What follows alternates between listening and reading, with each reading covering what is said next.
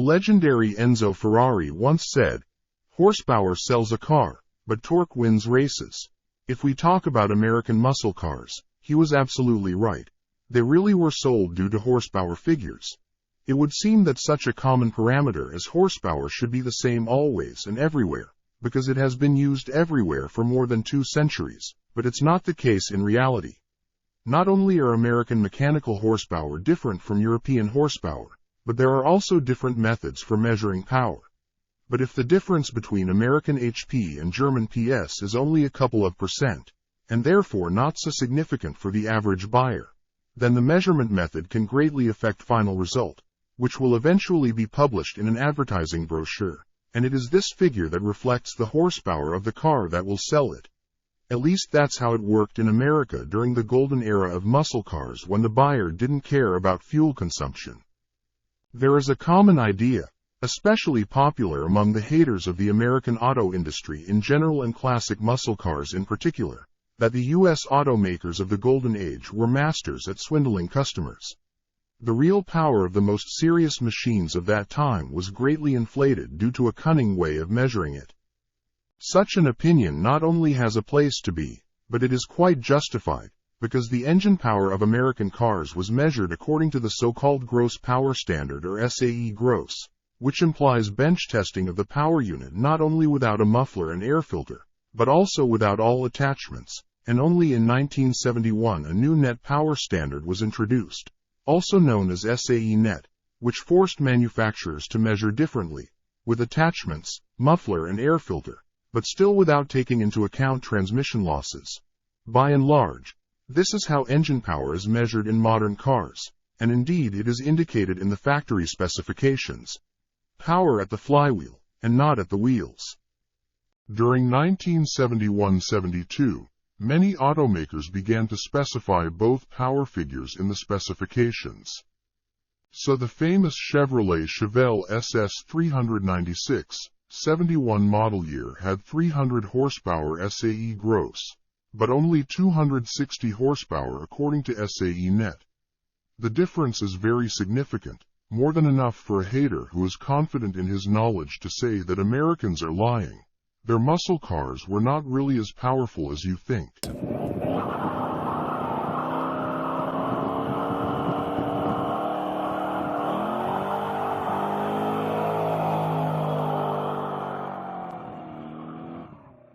And yes, on the one hand, he will be right. The difference between the figures for gross power and net power can be from 5 to 15%, and in some cases reach up to 25%. But this is only part of the truth. That part of the truth that haters want and prefer know. But there is also the second part, which those same haters do not know about, and if they know, then in most cases they prefer to keep quiet. And this part of the truth lies in the fact that until 1971 the power figures of most, if not all, muscle cars declared by the manufacturer were underestimated by the same 5, 15, 25, and often more percent, and the performance results speak for themselves. All the power that the attachments and mufflers stole from the engine was perfectly compensated by the real horsepower, which the manufacturer forgot to mention in the advertising sheet.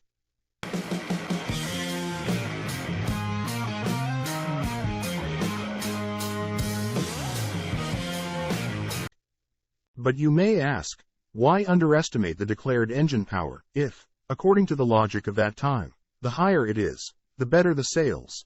There is a reason. In fact, there are 3 reasons. The first is political correctness, which especially influenced General Motors, the most conservative American auto giant of the 60s. Manufacturers were really afraid of lobbyists for safety and environmental laws in the circumstances where excessive horsepower figures of 400 and even more suddenly became available to a wider population. This is the stem for the second reason for understating the real power. The cost of insurance. The more power, the higher the risks, and therefore the higher the price of insurance, and ultimately, less sales. The simplest decision by the manufacturer is to reduce the power declared in the specifications, which no one, of course, can verify, and reassure the insurance companies and government officials who care about road safety. But the influence of these 2 reasons taken together cannot be compared with the influence of the third, the most important and absolutely essential. Coming up next will be Pro Stock. Races and in particular drag racing competitions run by the National Hot Rod Association. Win the race today, sell tomorrow. This slogan was relevant even before NASCAR became the main pastime of American car enthusiasts in the late 60s. Until that time, the attention of fans was riveted to drag racing, and especially to the stock category, in which cars with factory parameters were taking part. The races of the National Association were broadcasted on federal channels. Rockers composed songs about them. Television companies used dragsters in their shows. One of these cars even appeared in the famous TV series, Star Trek. In order to be classified in stock category, two parameters were important for a car: the curb weight and the declared power. Obviously, the stronger the real power exceeded the declared one, the more chances the participant had to win the race. There was a serious demand for cars with underestimated power figures in the spec sheets, and manufacturers happily satisfied it. It's Gene Snow into an immediate lead. Snow charges to the mid-lane and takes the race, going away. Then what is the conclusion? All the auto builders in America blatantly lied, and no one noticed it. The answer is more no than yes. Let's just say that the manufacturers were a little cunning, and for the time being, all interested parties turned a blind eye to this. The amount of horsepower given in the brochures was not an abstract figure. It was simply measured at RPM at which peak engine power was not yet reached. In addition, it was possible to simply change the conditions for bench testing of the motor. For example, change the temperature of the air entering the engine or completely limit its amount and voila! The motor is no longer as powerful as it can actually be. All these games with power figures were, by and large, an open secret. As soon as a new model appeared on the market, journalists from all American auto publications immediately began to torture it with tests. Rumors that the real power exceeds the declared power of almost all American muscle cars, which, by the way, were called supercars at that time. By the end of the 60s, it could not even be called rumors. Everyone who was somehow interested in what was happening in the automotive world knew about this. It got to the point that one of the Pontiac bosses in an interview to Car Life magazine in 1969 openly stated that 370 horsepower on the Ram Air 4 engine under the hood of the GTO Judge was pure fiction in order to appease politicians. And it all ended at the beginning of the 70s with the advent of new standards for measuring power and, in general, with the decline of the golden era of muscle cars. But regardless of rumors and speculation, no one could say more or less exactly how much horsepower was under the hood of a particular car in reality. Rumors about the real power of the most advanced muscle cars of the classic era circulated until Roger Huntington published the results of his research with exact figures for the real gross power of the most potent engines of the classic muscle car era.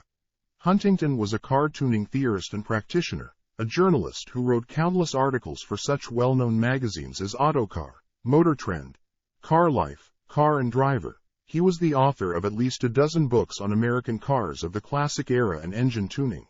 He was also a member of the automotive engineering community, the same one that developed the SAE Gross and SAE Net standards, and is still one of the most influential organizations in the U.S. automotive and aerospace industries.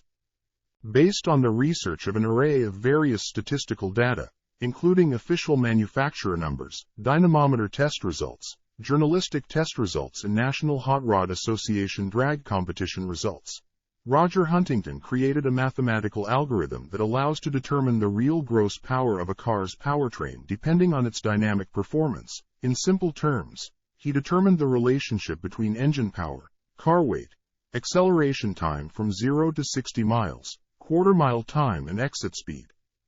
Dear viewers, if you have watched my video up to this point, then you will most likely be interested in its second part, in which I will briefly talk about the real gross power figures of the 10 most outstanding powertrains and the cars of the golden era of American muscle cars that used them. Put some fire in your gun. And really, that's what supercars are all about.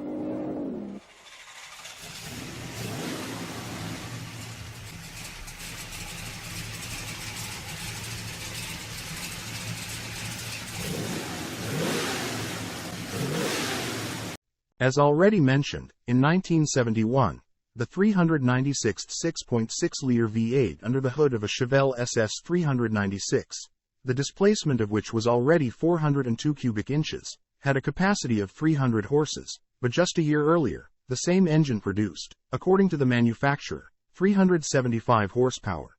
The loss of 75 horsepower occurred due to a decrease in the compression ratio from 11 to 9, but this is not what we are interested in. We are interested in real power, which according to Huntington was 400 horsepower, and it was reached at the same 5,600 RPM. Maximum torque developed by the engine with a 4-chamber carburetor was 563 Nm and was already reached at 3,600 revolutions per minute. It should be clarified that the torque figures, according to Huntington, in the advertising brochures of all models were quite consistent with the real ones, since neither the management of the Hot Rod Association, nor even the insurers, cared about them. Let me remind you that according to the manufacturer, the Chevelle SS 396 of the 70s with a 3-speed automatic Hydromatic could accelerate to 60 miles per hour in 6.4 seconds and cover a quarter mile in 14.5 seconds.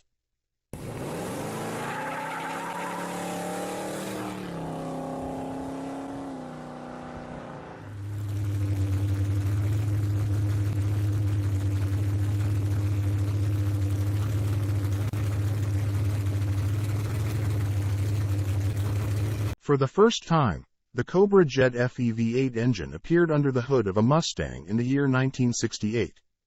With a displacement of 428 cubic inches or 7 liters, the engine produced, according to Ford, only 335 horsepower at 5,200 revolutions per minute and 603 Nm of torque. It is noteworthy that at the same time, on the same Mustang, Ford offered a more compact 390 V8 with a volume of 6.4 liters, but it produced the same declared 335 horsepower as the practically racing Cobra Jet 428.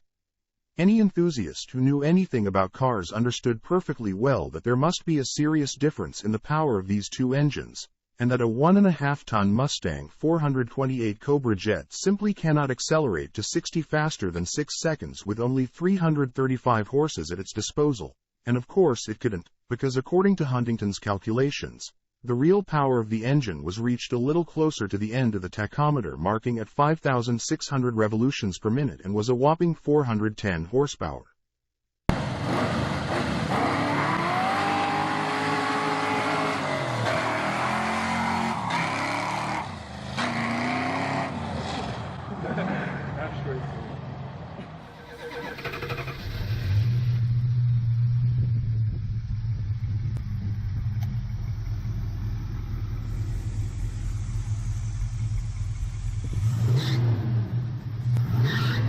The 440 V8 engine with displacement of 7.2 liters that Dodge installed in their cars under the Magnum name and known to Plymouth owners as the Super Commando was not only one of the biggest engines of its time, but also one of the most popular because it was fairly easy to maintain, and it did not require constant adjustments during operation.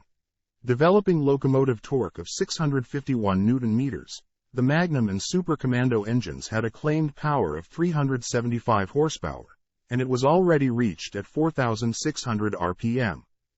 But it was worth spinning the engine a little harder to 5,400, and peak power, according to Huntington, reached its real mark of 410 horsepower. And then it becomes quite clear why a 1969 Plymouth GTX with a 440 Super Commando under the hood accelerated on a quarter mile to a speed of over 100 miles per hour, passing a quarter mile in just 13.7 seconds, and it was in the top 20 fastest classic American muscle cars.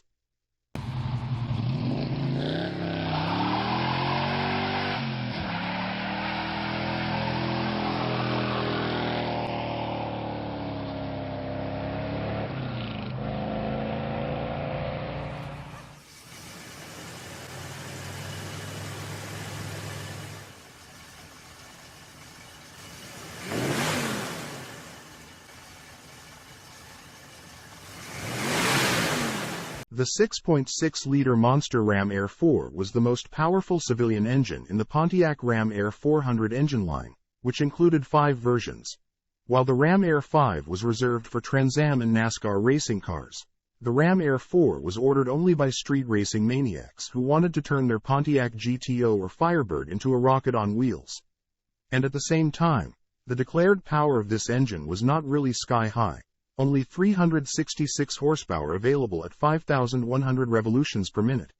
The reason behind the 6-second sprint from standstill to 60 in less than 14 seconds on a quarter mile could only be the real power of the engine, which, according to Huntington, was 410 horsepower at 5,600 RPM.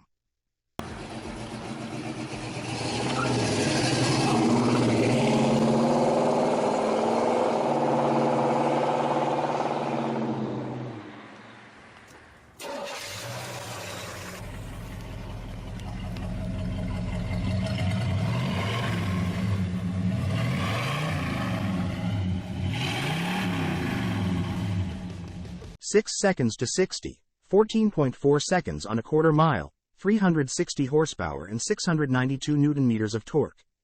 If you do not take into account the last figure, then all other characteristics of the Buick GS 455 Stage 1, which entered the market in 1970, were not that modest, but let's say nothing outstanding against the background of competitors with large V8s under the hoods.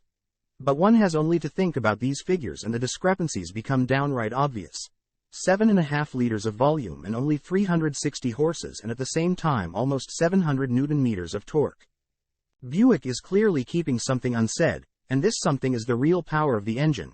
It became clear to everyone that it far exceeds the declared one after Motor Trend magazine published the GS 455 Stage 1 quarter-mile acceleration capabilities and put the result on public display 13.38 seconds. Today it is generally accepted that this figure allows the Buick GS 450 Stage 1 of the 70s to 9th place in the list of the fastest muscle cars of the classic period. And obviously it were not the 360 horses that brought him to this place. In reality, if the engine spins up not to 5,000 RPM as indicated by the manufacturer, but up to 5,400 RPM, its power can reach 420 horsepower, which actually explains the difference between the real and declared acceleration times per quarter mile.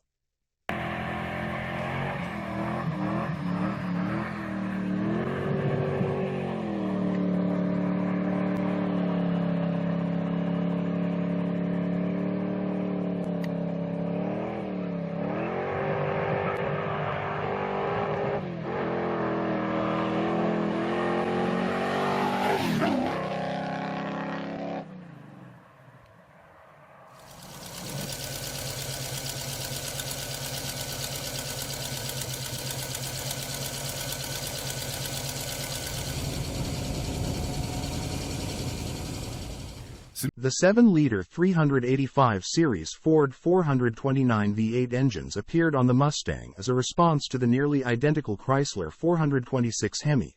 Cars that were equipped with this Hemi engine were virtually unmatched on the NASCAR ovals. The first civilian model to have this engine at its disposal was the Mustang Boss 429, which debuted in '69.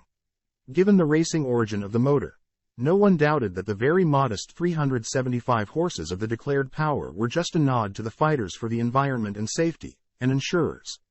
Boss 429 is considered today not only the best Mustang of all time, but in general one of the most outstanding cars created in the era of classic muscle cars. The reason behind it was the fierce-looking face and of course the breathtaking quarter-mile dynamics of 13.6 seconds. There were rumors that with some knowledge and skills, the Ford 429 V8 could be revved up to 9,000 RPM, boosting its power to over 600 horses. But Huntington wasn't as optimistic in his research. According to his calculations, the engine's peak power was achieved at 5,600 RPM and amounted to 420 horsepower.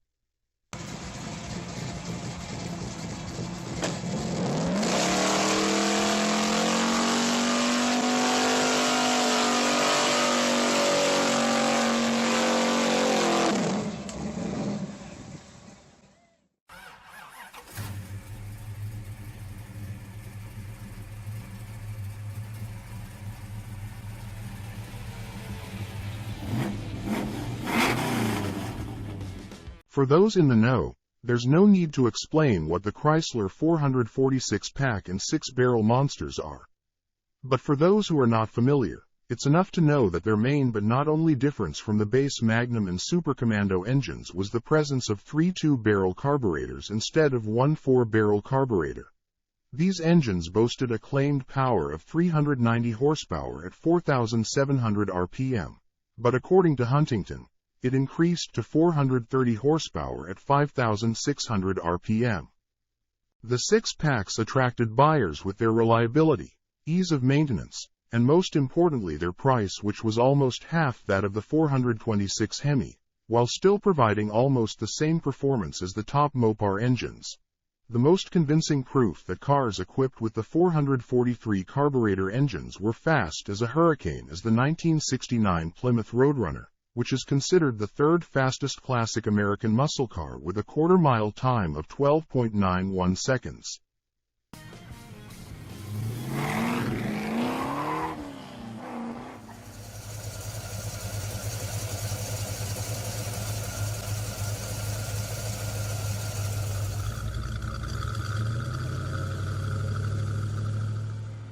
There was a time when the trio of Buick, Oldsmobile, and Pontiac, collectively known as BOP, were considered somewhat of an underdog in the General Motors brand hierarchy.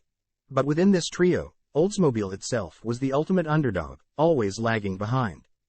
However, it was Oldsmobile that boasted the most powerful engines among all the BOP brands.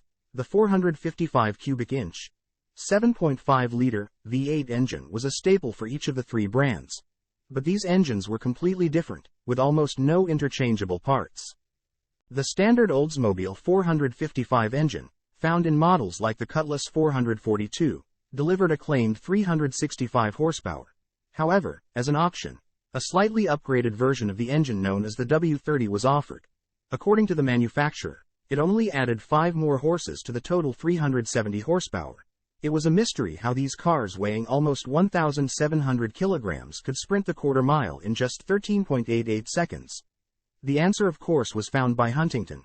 If you measure the engine's power not at 5,300 RPM, but at 5,600 RPM, those advertised 370 horsepower magically transform into an impressive 440 real horses.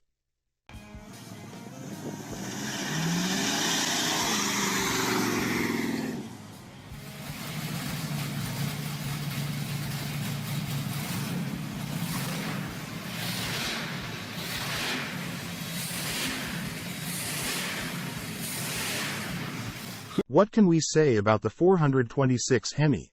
It's a legend born on the racetrack, and it's just too cool. This road monster known as the Elephant, with its devouring 7-liter engine, may sound a bit fancy. But hey, it's a Hemi, and you all know what that means: 425 horsepower and 664 Newton-meters of torque. Those were the numbers the manufacturer claimed for this engine with its hemispherical combustion chambers, used in Dodge and Plymouth cars from 65 to 71. The Hemi engines from that era had a red line at 7,000 RPM and could easily rev up to that mark. Now, knowing that the manufacturer's claimed power is only achieved at 5,000 RPM, enthusiasts could only speculate about the true capabilities of this motor. Rumors spread like wildfire. 500 horsepower, 600 horsepower. People believed that the Hemi was fully capable of producing that kind of power right out of the box. Many still believe it to this day. But in reality, according to Huntington, as mighty as the Mopar Elephant might have been, it didn't deliver 500 or even 600 horsepower. The real power of the 426 Hemi was 470 horsepower at a precise 6,000 RPM. And that figure seems quite plausible when you consider that the fastest classic muscle car with this engine, the 70 Hemi Cuda, was slightly slower than the 69 Roadrunner 446 barrel in the quarter-mile sprint, only by 19/100ths of a second, but still slower. The reason behind this most likely lies in the peak torque of 664 Newton-meters in both engines, but the 6-pack and 6-barrel were delivering at 800 RPM earlier.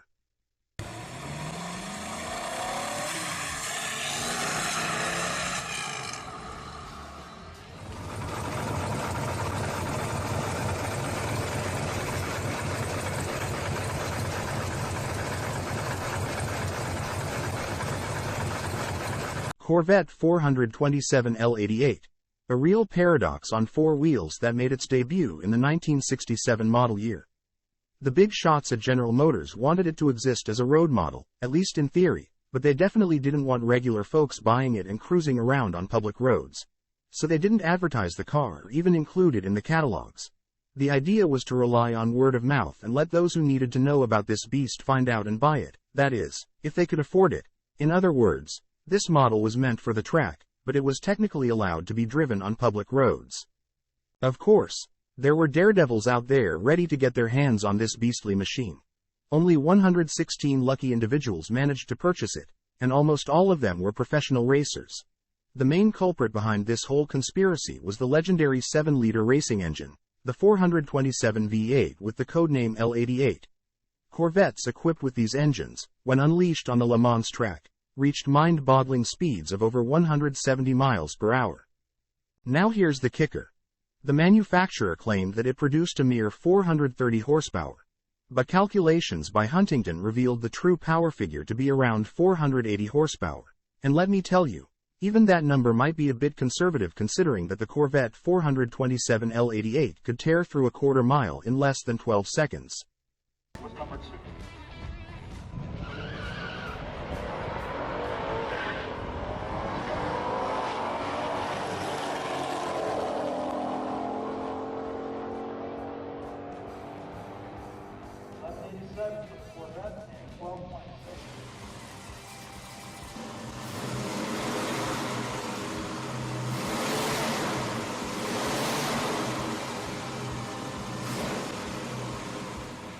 Finally, I can't help but mention that the most powerful production power plant of the classic muscle car era was the GM 454 Big Block V8, codenamed LS6. It boasted a claimed gross horsepower of 450 and a torque of 678 Nm. Surprisingly, this engine ranks 11th on our list because Huntington, for some reason, didn't include it in his research.